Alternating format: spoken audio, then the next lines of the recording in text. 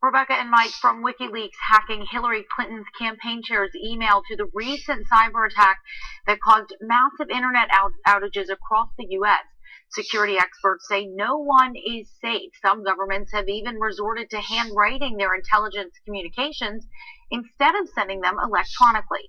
As for the average consumer, those same security experts warn it will only get worse.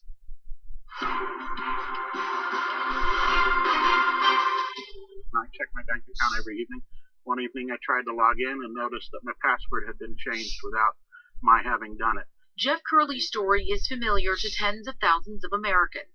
The bank didn't flag it and contact me. But what makes this sordid tale even more harrowing is that it's tied to a 6-year-old memory that tore his family apart. My son was suffering from depression, and when he chose to end his life, which he actually did right here at our house. Since then, Curley has been using Alan's passion for music through the nonprofit Pick with Austin to help others who are suffering too. We use music to help at-risk kids and teens to fight depression. And when thieves attacked Curley's personal bank account, they unknowingly nearly destroyed the nonprofit too, because the accounts are linked. It's been 9 months and he's still dealing with the fallout. All the donations coming from corporate donations suddenly stopped because the account numbers had changed and they weren't able to make those deposits. Curley says whoever's behind this attack not only impersonated him to drain his bank account, they also opened up credit cards in his name, racking up $30 grand in charges.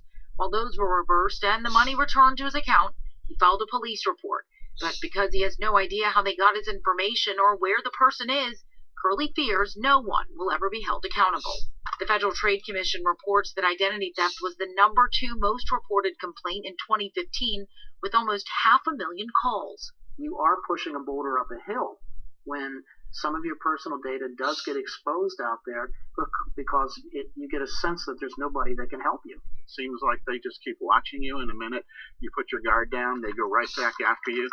He says they try to go after him every chance they get. Non-stop, continuous, every 90 days I have to put a freeze on my account so that nobody applies for credit. If I was to give you a guess, I probably spent about 15% of my business hours working on this. That's 15% of what I lose from my time in my own business. And a lot of sleepless nights too, not only protecting his identity, but his son Alan's memory, and all of the kids he's trying to protect too. It makes it difficult to continue trying to help others when it seems like they're banging on your door trying to stop you.